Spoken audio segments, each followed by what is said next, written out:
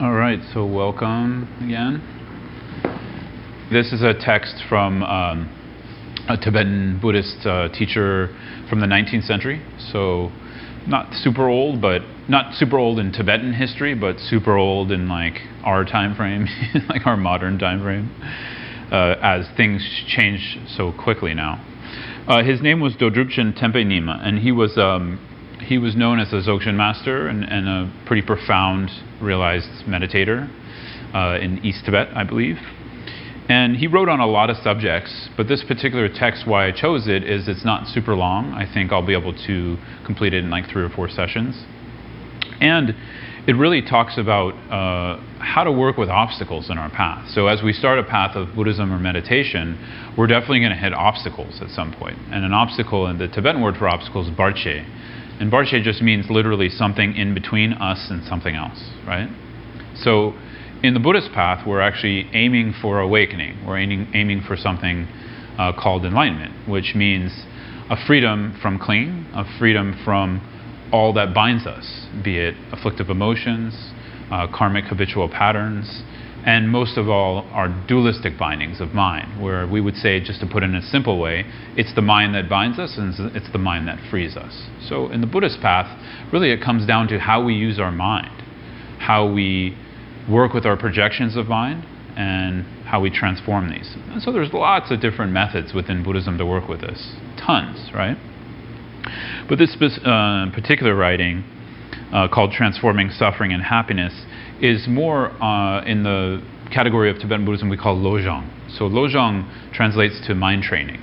And in a sense, all meditation practice is a type of mind training, because we're training the mind in something beneficial or virtuous. But Lojong, or this category of teaching called mind training, really refers to direct, kind of very practical pith instructions for working when there's a barche, when there's an obstacle between ourselves and where we want to go.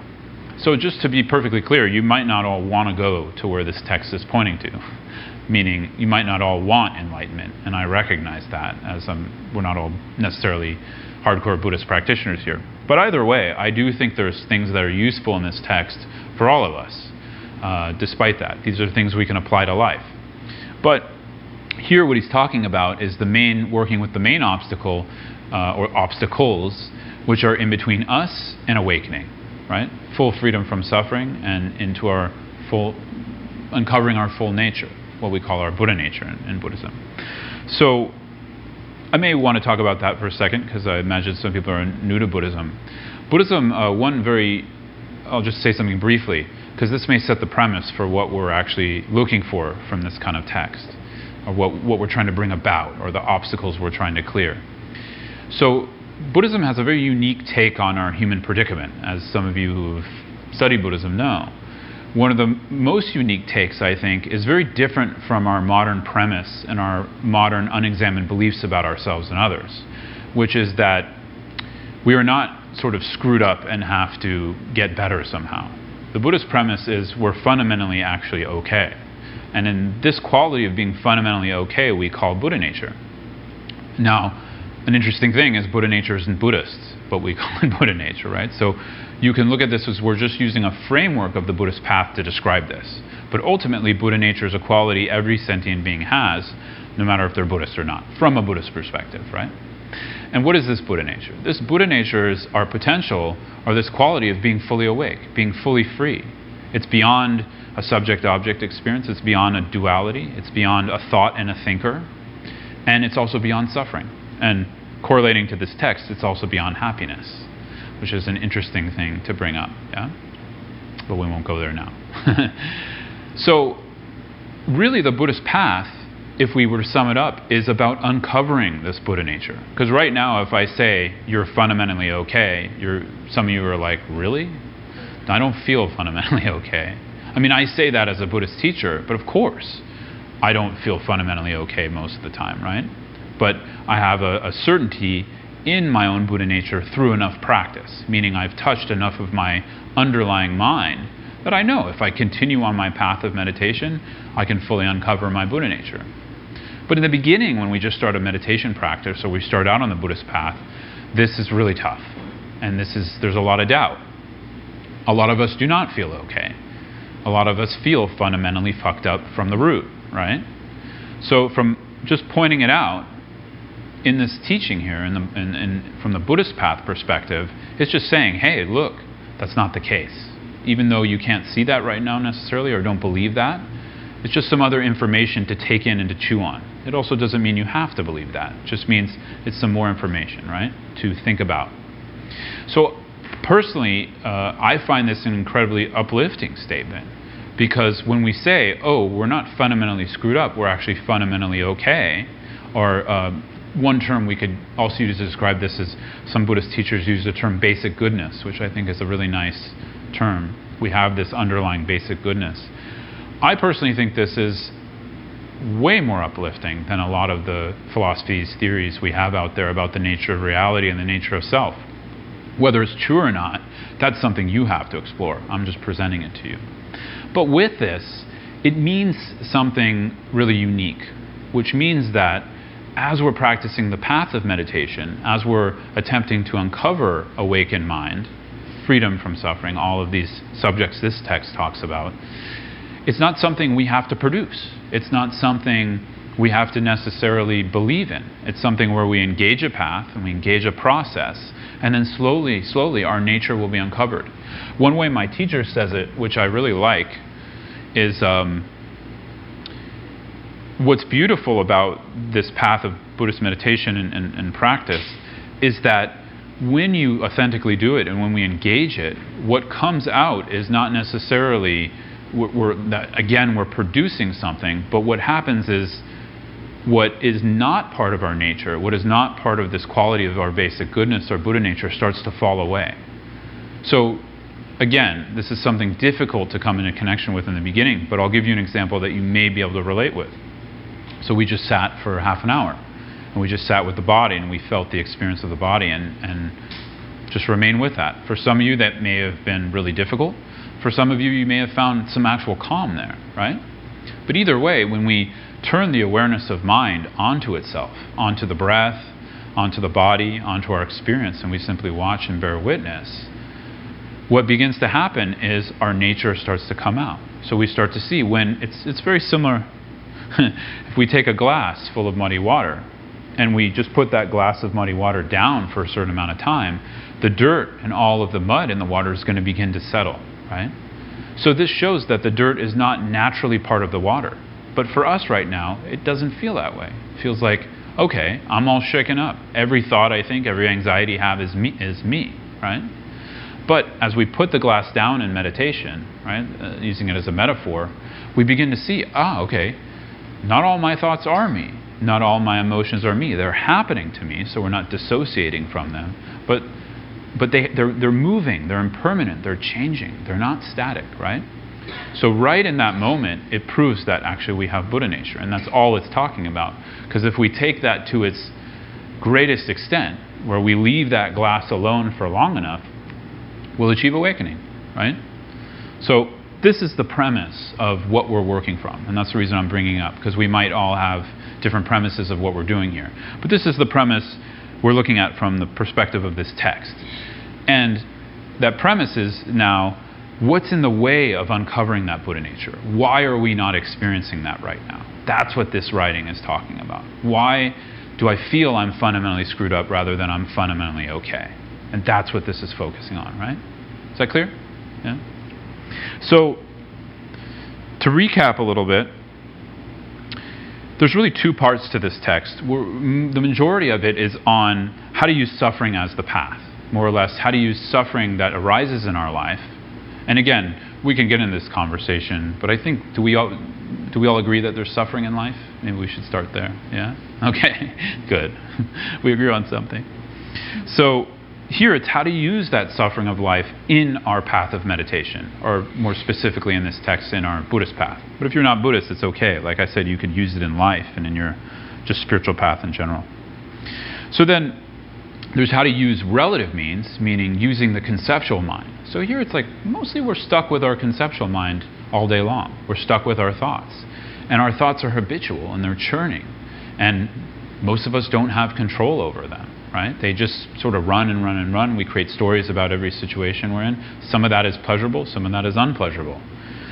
So here we're learning to change the tape of what's playing in our mind. We're learning to recognize, okay, I do have efficacy if with awareness, I turn towards my experience and I can change what that tape player is saying, meaning in an experience where I'm having difficulty, I'm experiencing a pain, dissatisfaction, or suffering, I can change my relationship to that. So he gives us different ways to do that. Of course, it's not exhaustive. He's just kind of making some suggestions. So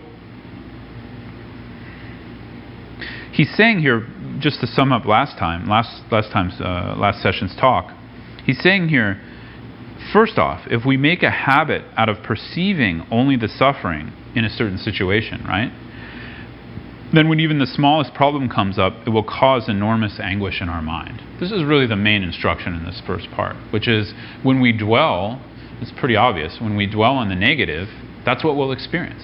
So in a particular situation, when we only see a problem and we continually just let the mind run on its own about that problem and sort of dwell on that, that's what we're going to experience. So in one way, the mind is not that hard to figure out. It seems complex, but it's a creature of habit. Yeah? Our thoughts, our emotions, they're habitual. So when we transform the habit, we experience something else. The problem is some of these habits are very ingrained in us, right? They're very strong. So that's the first thing, just recognizing if we make a habit out of that, that's what's going to continue. So then he says the very first step here is we need to get rid of the attitude of being entirely unwilling to face our suffering. Again, this was my main point from last talk, which I think is a big one. It's just a human predicament in general, where from the poorest to the richest human being, nobody wants suffering. But we can have the extra layer, I call it, the extra layer of sort of modern society in the United States, especially here in New York, where we literally can go out and if we have enough money, get whatever we want, pretty much. So there's this extra layer of materialism that adds more difficulty in facing uncomfort. Because, as the body ages, there's more uncomfort. And we want more comfort to help alleviate that pain. And that in itself is not a bad thing. But the problem comes here, like he's saying, when we're stuck in this attitude of being unwilling to face what's happening. So we can look at it not just as physical pain, we could look at it as emotional pain, like we were in the practice, right? And building up a habit or a strong resistance where we don't want to face what's happening is ignoring reality. It's ignoring what is. And from the perspective, just in the basic teachings of the Buddha, pretty much that's where a lot of our suffering dwells. The suffering of body, aging, sickness, death, etc., we can't avoid. All of us have to experience that. But what we can avoid is how we use the mind and how we put that second arrow, right? So there's this sutra that talks about the double arrow, where one arrow is just the suffering itself, not getting what we want, getting sick, somebody dumping us, whatever it is, right? That first suffering. But then we have control over the second suffering, which is the second arrow, where we're fearing that, we're gaining anxiety over that, we're just stuck in the habit of dwelling on the problem itself. So in one way, this text really helps to work with that second arrow. Not that we're going to be able to completely get rid of it, but that we can start to transform our mind and realize we have much more efficacy when we start to use the meditation to turn towards the mind and understand our thoughts and emotions, right?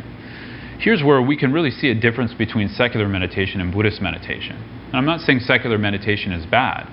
It may be really useful to some of us. But Buddhist meditation is not interested in calm and pleasure. It's interested in knowing the nature of how something is. It's interested in using meditation to open up a process of being able to turn towards our experience so we can find true resilience in that. Calm, pleasure, checking out, relaxation, those are all like taking a pill. That's all they'll do. The pill wears out.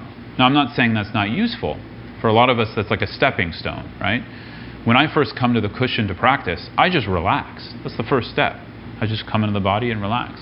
But I don't leave it there, because I want to know my nature. I want to know my mind. I want to know what's fundamentally binding me, right? So, based off that premise, the meditation is not the end goal. The meditation is the method or the means to understand mind. It's the means to look at the mind and seeing, where am I avoiding my experience? Where am I unwilling to face and be with and try to transform how I'm relating to suffering? So that's his first point. And then really this next section, which I'm not going to go over the whole thing, he really talks about how to drop the attitude of being entirely unwilling to suffer. So he's actually using reflection itself as a tool to drop that attitude. I personally think for us we need a combination of the practice we first did tonight, which is not a reflection necessarily. It's just coming right into the experience itself. So when you're experiencing a painful emotion, a painful feeling, sensation in the body, instead of ruminating on it, drop into the body and feel it and just offer space for that. That's one method, right? Another method is, let's say we're not able to do that, or we're on the subway and we don't feel comfortable doing that. He says you can use a gentle reflection also. And he's offering two things here. First, thinking how useless it is. How useless it is to dwell on a problem, right? So Shantideva, in his famous text, The Way of the Bodhisattva, he says, if you can do something about a problem, go do it. What's the use of worrying about it? Go fix it. If you can't do anything about the problem, what's the use of worrying about it? So in both cases, there's no point in worrying. But I don't know if you're like me, I tend to just dwell in that worrying again and again. So I have to tell myself, or I have to ask the question, is this really useful? Is it useful for me to dwell in this worrying about this situation again and again? And so over time, if we ask that question enough, something will start to transform. And we're going to be like, I don't think so. And then we're going to look for new ways to work with that. One way, as I already said, is just drop into the body and be. Right? This is actually quite a powerful practice. It's really transformed a lot for me. Then his second advice, when we're using a reflection, is thinking about how much trouble it causes to dwell in the suffering. So and I'll give an example. So there could be a very small problem. Like for instance, I'm an organized sort of anal retentive Virgo. And so when my partner, leaves a bunch of stuff around, I start, moving stuff around and organizing it, which she is super elated about. But I start moving it around. And really, it's not a big issue. It's really not a problem in the greater scheme of something. But in my mind, first I start by, I'm at the table kind of writing or typing, and I start by looking at it. And I'm like, no big deal. Then I go back to the computer. Then I go, I think I need to move that. And I go back to the computer. This is awful. Suddenly I built this small plate or plates out of whack into this big problem, when it really isn't that big of a problem. So we could see how when we dwell on something, when we dwell on a problem, a small thing becomes a large thing, right? And similarly, we could say the opposite. When we know how to work with a large problem, like let's say we get cancer. I hope you don't, but let's say we do. It's all how we relate to that diagnosis that transforms the problem. So that cancer could become a big deal. It could destroy ruin, as we say, it can ruin your day. Probably will, but it can ruin your day. Or if we know how to approach it with a more open mind, a more proactive mind, it could also become a point of inspiration. Actually, sickness is often a place that connects us into others more, because when we start to open up our relationship to that, we start to see all others experience sickness. Many people have to experience cancer, right? So anyways, just some ideas of how to work with it.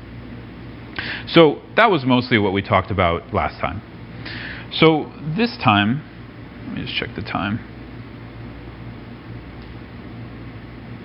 It won't tell me. Can you grab me that clock there? Just because this phone won't tell me. Thanks. Oh wow. So here in the text, which I'll go over just briefly because I want to leave some time for Q&A. What he's talking about now is the main theme is cultivating the attitude of being joyful when suffering arises. So this, I don't think is a real popular one. I don't think I'm going to be able to sell a lot of books on this one if I write a self-help book about it. But nonetheless, it's a traditional Buddhist teaching. So first we have the category how to being willing to face what's happening, right? Be it a small problem or a big problem. Now we have actually cultivating joy when that problem happens. And so he gives a bunch of methods for doing that. So he says, seeing suffering as an ally to help us on the path, we must learn to develop a sense of joy when it arises. Yet whenever suffering strikes, unless we have some kind of spiritual practice to bring to it, one which matches the capacity of our mind, no matter how many times we might say to ourselves, well, as long as I've got roughly the right method, I'll be able to use the suffering and obtain such and such benefit. He's saying it's unlikely that's going to succeed. Therefore, use suffering as the basis for following, and then he's saying, and use the following practices. So the first one is using suffering to train in renunciation mind. So renunciation mind might be a new word to all of you, and I'll explain it. But basically, it's the first development along the Buddhist path. And we could say it's within the First Noble Truth, when the Buddha said, no dukkha. And dukkha being here, not just grosser types of suffering, but all the subtler types of dissatisfaction and impermanence we experience in our life. And usually we put these into three categories of suffering of change, and pervasive suffering. And I'm not going to go into detail here just because of time. But essentially, renunciation mind is fully doing our investigation in what is binding us. What is really the problem maker in our life? What is causing the fundamental issue or dissatisfaction? I usually say, what are we putting our reliance in that is not reliable? And from a Buddhist perspective, it's quite vast, so I'm not going to be able to go into it in detail tonight. But really we could say when we put our hope in something that's changing, in something that's impermanent and is going to change or move or transform into something that's painful, we're going to suffer, right? And part of our predicament, part of our habit, unfortunately, is to endlessly put our hope into these kinds of objects, right? So again, I'm not talking about something that's going to really go wrong. It could be something as simple as putting our hope into a pleasurable experience on a Sunday afternoon, like in the park or whatever, right? And then how long can we actually enjoy that experience? Maybe for some of you, you can enjoy it really long. For me, I'm kind of a really nervous, Jewy type person, so it's not very long that I can hang out there, maybe 2 hours, and then I need to leave. But either way, at some point we hit our threshold, and at that point is when that specific situation became unreliable. Now, from a Buddhist perspective, it was unreliable for happiness from the moment we started it, and that's a little more difficult to understand, but that's what the Buddha taught. And so in this, we call it the suffering of change. For instance, that a pleasurable experience, like a sunny day in the park, eventually we have too much sun and we have to move, right? So for some people, they would say, well, what's the problem? That's just how life is. Yeah, it is. And the Buddha said life is suffering. So, and why? Because of, basically, we're moving from moment to moment of pleasure, aversion, and back and forth all the time. And also back and forth between hope and fear. And so renunciation mind is developing the attitude, after enough reflection and study and teaching on it, that this is unsatisfactory. Like, I don't think this is the purpose of life. I don't think the purpose of my life is just to earn money and die. So we start to feel a type of emergence growing, a type of attitude of, okay, well, what else is there? And we start to seek, well, what is really reliable? And from a Buddhist perspective, it's the Dharma that's reliable. The Dharma not being necessarily the writings of the Buddha, though that's included, but the Dharma of inner realization. And going back to my first point, the Dharma of uncovering our underlying Buddha nature. And so this comes about through obviously more study and understanding of the Buddhist path, but slowly a practitioner will gain that confidence. Hey, I think there is something called awakening. I think if I do meditate enough, and with the right motivations and with the right methods, I can uncover this Buddha nature. And so we start to put our hope, our reliability in something that will actually produce benefit for us, rather than just moving from experience to experience. Now, this is a bit sad to say, and I don't know if it's sad for you to hear. For me, I don't want to say it. But let's be honest. That's what mostly our lives are. They're just moving from one pleasurable experience to another and trying to avoid one unpleasurable experience after another. And so we have to ask ourselves the question, is this how we want to use our human life? And from a Buddhist perspective, it's not satisfactory. That would be a wasteful way to live our lives, right? But again, we have a strong culture of this, of materialism, and a promise of happiness through that. I'm sure most of you know that's not really true intellectually, but how do we interact with that on a very practical level? Do we believe that? I mean, I know for me, every time I eat ice cream, I think I'm going to get a different result. But I get the same result, which is, why the fuck did I eat that ice cream? You know, I feel like shit and I just got fatter for it, you know? So I'm not saying I can't enjoy it in the moment, right? And with all of this, I'm not saying we can't enjoy life. We can. But we can enjoy life even more if we know where true reliability lies, right? So here he's saying when suffering arises, we use that to develop renunciation. So that's the first step. Just training in, okay, I wonder if there's something out of this suffering. And then we look towards the Buddhist path. The second I already said, which is using suffering to train in refuge. So this is where, generally, another way to frame what I was talking about is that, what are we taking refuge in? Where are we seeking shelter when we're not happy? Where are we seeking shelter when we're suffering? And from a Buddhist perspective, the only thing that's reliable is uncovering this Buddha nature, or we could say the Dharma, but the Dharma is really aimed at uncovering this Buddha nature. So at the end of the day, that's what's reliable. And so we could also use suffering to turn us towards that. Another way, and I don't think I have to explain this so much, is using suffering to overcome arrogance. So I know when I get sick, I turn into a baby. I hate being sick. And so definitely my arrogance goes down. That I'm the strong, kind of young guy. Completely pops as soon as I get a cold, right? So we can use it in that way. And in one way, we have to be careful here, because here in this culture, a lot of us, arrogance and low self-esteem are kind of like two sides of one coin, and we often flip between them. So when we pop the arrogance, it might not be the arrogance we're popping, it might be just, we might go back into the low self-esteem. So here it's really talking about a pride that someone might have where they're already a healthy human being, meaning they don't have that low self-worth. They have a confidence in themselves, but that confidence gets a little too happy and moves into arrogance. So I don't think culturally this is super appropriate to us, but it can be. And then lastly, just to sort of close out this section, we can use suffering to train in compassion and to train in altruism. So this is really the main feature of the Lojong tradition I was talking about, this tradition of mind training, which this text is in that category. So here we use our own suffering to reflect on the suffering of others. So just as we did in the beginning of our practice tonight, I had you just connect with the earth, and then at the end of practice, I had you connect whatever vulnerability you came into contact with in yourself and connected that to all others, and that they also experience vulnerabilities in a similar way.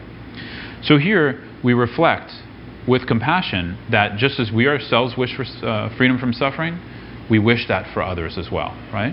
So we use our own suffering as a trigger to remember compassion for others. Now that evolves in the next verse where it's on using suffering to cherish others more than ourselves. Now this is a bit of a more advanced technique in Mahayana Buddhism, but essentially we're reflecting on the preciousness and the value and worth of others. I've noticed for me personally, because I didn't feel worthy a lot of my life, until I came into my own self-worth, it was really hard to feel the worth of others. So if you have a hard time sensing and coming into a worth of others, you might have to turn the mirror back to yourself first, which is okay. That's perfectly fine. And then as you come into your own inner worth and value more, you're going to be able to value and find the worth of others more. Now, here, again, we can take this unique take of the Buddhist path. What are we finding worthy in others? Is it, because again, we get into this, if we're finding worth in all beings, what about, Kavanaugh? Like, what about these kinds of people? Are we also seeing value and worth in them? Yes. But we're not seeing value and worth in necessarily their behavior or what their personality is. We're seeing it in their underlying Buddha nature. That yes, they too have the potential to wake up. They don't know that. They're not accessing that right now. But like a hidden gem buried underneath a house, it's there. So that's what we're finding valuable in people from the Buddhist path. We're seeing that, yes, they can act like assholes, but underneath their habits and patterns, there's also a being who wants happiness, who wants to avoid suffering. And so therefore they're worthy of that, right?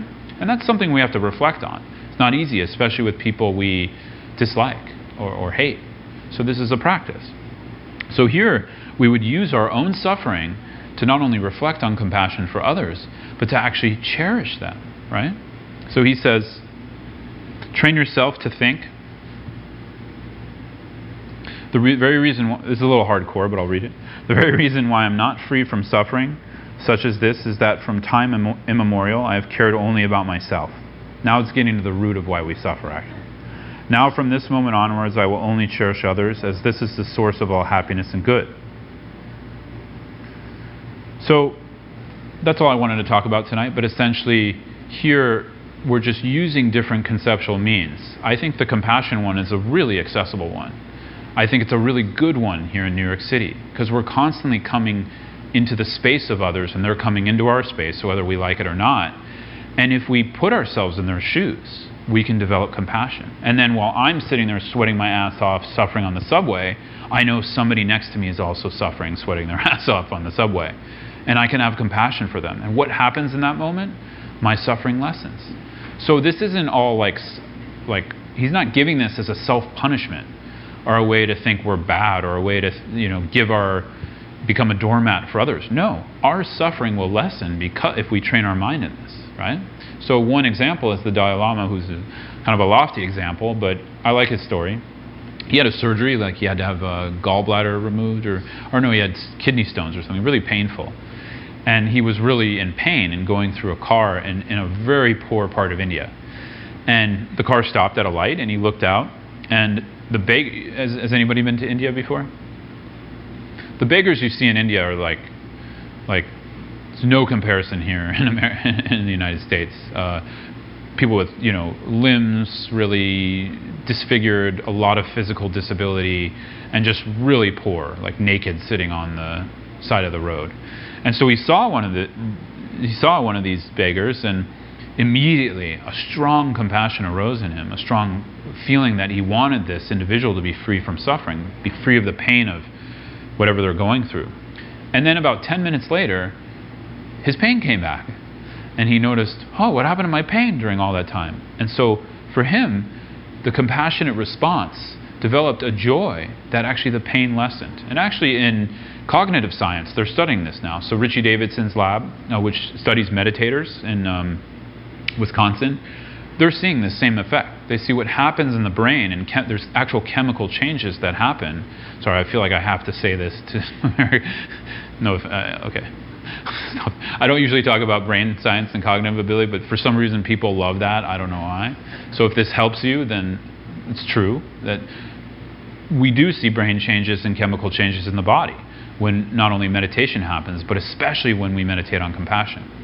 So for me, just very practical advice in all this. If we want to take suffering into our path, when you're on the subway, when you're in a situation you don't like, think of the others around you.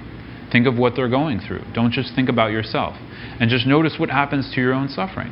Do it as a test. Actually, you can come back to me and say, Scott, that didn't work. Screw you.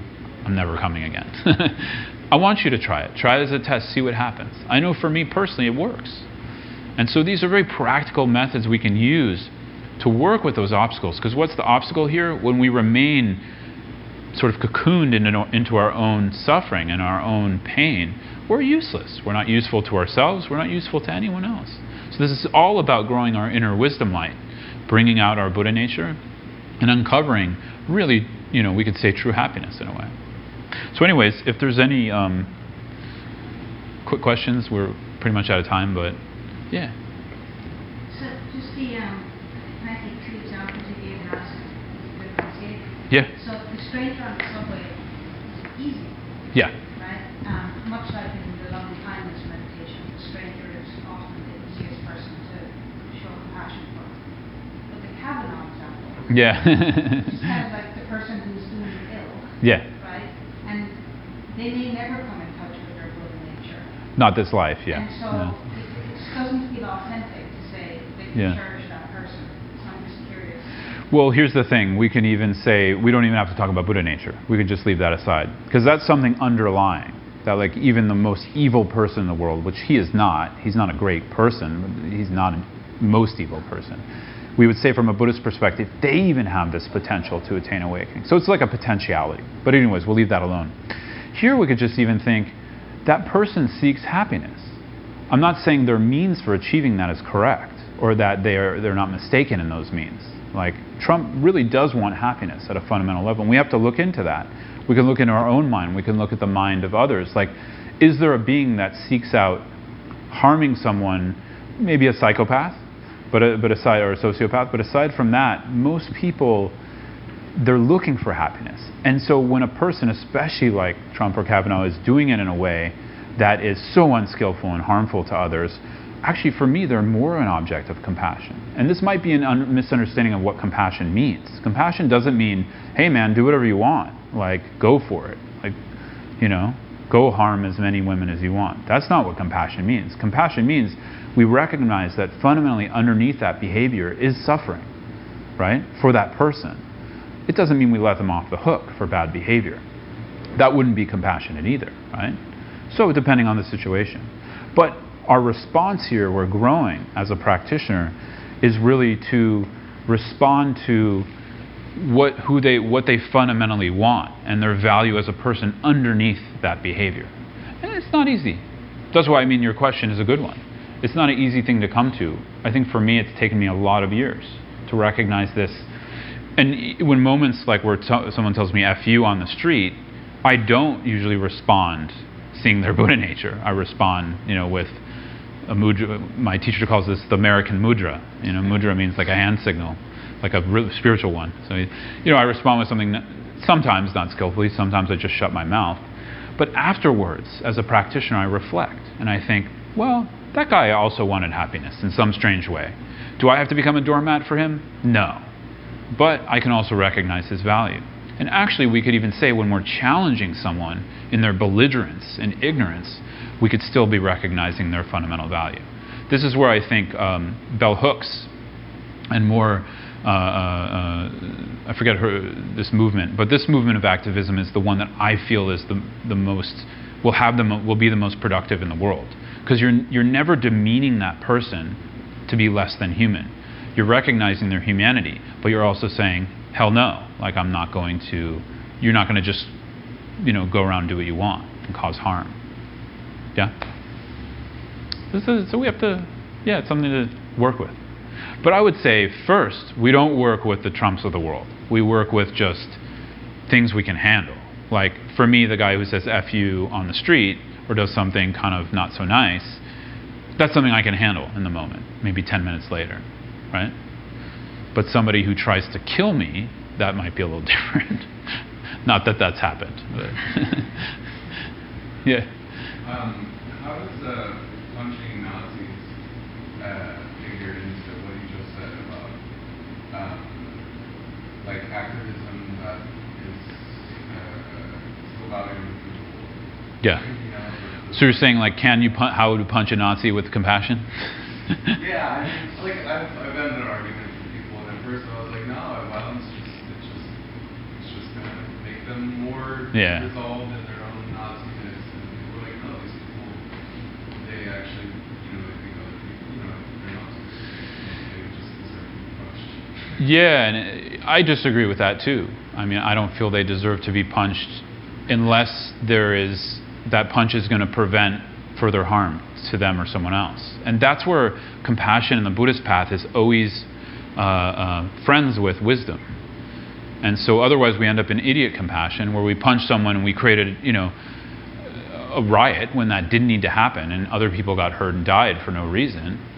Or idiot compassion where we needed to act, right? And we didn't do it because we didn't have the wisdom to do that. So for me, it's not a question. The actions can be various.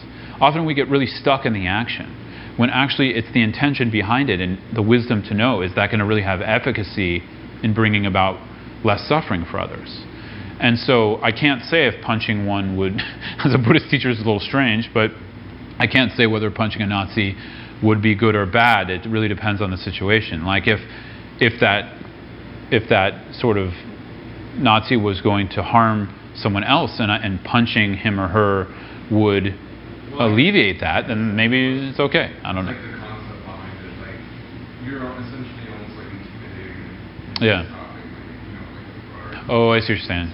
Yeah. I don't know. I don't think that works so well. I mean, again, we can get into semantics around it, but again, like I was saying to her question, you're not becoming a doormat for someone else. That's really clear.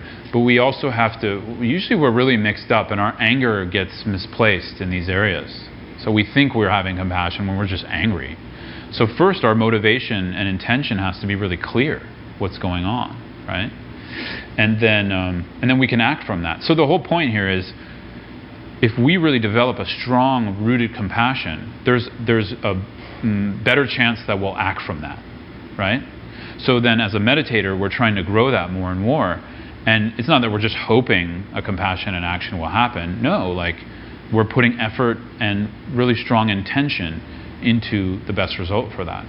But as far as intimidation, all that, yeah, there's lots of things that, this is the problem, because the way interdependence works in the world, I mean, this is maybe something we don't all agree on, but something to think about. I think most of you would agree. The world is based off cause and effect. And other causes have effects, and those effects create other causes and affect other things. So it's like this massive web of interdependence. So you can't say like one thing is then going to fix everything, because one thing triggers millions of other interdependencies. So it's sort of like, it's very tricky. I often use this example, and sorry for all the strong examples, but that's just, I like to be provocative sometimes. What if Trump's impeached? So what? We don't know. That might tank the United States even into more turmoil. We don't know. So we assume sometimes there's a simple fix. And this is the samsaric problem he's getting at in this text, where this is a little bit our deeper suffering, where we don't know what's going to cause harm or benefit sometimes. And that's a suffering in itself. But we have to try to grow our compassion and do our best job. That's what I would say. We have no choice. Yeah? Yeah, that's kind of what I thought, that there's a lot of people convincing of trying to understand the life. Yeah. But yeah, no, I think when you look at it from the whole perspective. So if I see you out there in Antifa gear, I'll know which way you went. No, I'm just joking. Yeah, these are tough ones. But essentially here, first we have to come to the conclusion that everything comes from mind. Meaning, and I don't have control over any of you, but I do have control and efficacy of, with my mind and actions. And so we start there. And then I think when we start there, it's a safer bet than getting into all this judgment of others. What I see now, actually, a lot of our suffering, modern suffering, is happening, so much judgment. So much judgment. And then everything out there looks to blame. And I'm not saying it's not. I'm not saying there's not problems. There are, obviously. But we also have to look here. We also have to see, well, where does the efficacy truly lie? Of course it lies in trying to enact compassionate legislation and activism and all that stuff. That's helpful. But we also have to work here. And a lot of us, I think, it's harder to work here, honestly, I believe. So it's much easier to blame others. What does that say? It says someone, when you're pointing at a finger, I like this. It's not a Buddhist quote, but it's someone else. When you're pointing a finger at someone, there's 3 fingers pointing back at you, right? So for me personally, this is what I work with, because that's when I notice when I work that way with myself, that's when the wisdom and compassion begin to converge a little bit more. And then maybe there's a better chance I'll be able to act from those. I'm not saying I do, just saying maybe there's a better chance. And I'm just being simple, like in my personal relationships, I've noticed that. Anyways, I went way over. I apologize to all you. So we'll just close just with a short dedication, if that's okay with everyone. Very short. So here, due to this positive energy, positive virtuous energy we've been cultivating here together tonight, in our meditation, in our discussion, whatever you've been churning in your mind, whether it's doubt, whether it's joy at what we've been talking about, doesn't matter. What matters is we're actively engaging with this. And that we want to use this active engagement to grow our inner wisdom, to benefit others, to benefit ourselves, to make the world, yes, a more pleasurable, a more peaceful place to live in. And if we want awakening, that too. So just feeling that in your heart, we're going to begin to share that with all beings. So just letting that expand like a light from the heart. All of the virtue we've come into contact with and accumulated here, we share with all beings, just as a loving intention, that they may be well, they may be happy, and that they may be free from pain. So just share that from your heart. If you'd like to visualize that as a light emanating from you and getting bigger and bigger and touching every being in the world and universe, go ahead and do that.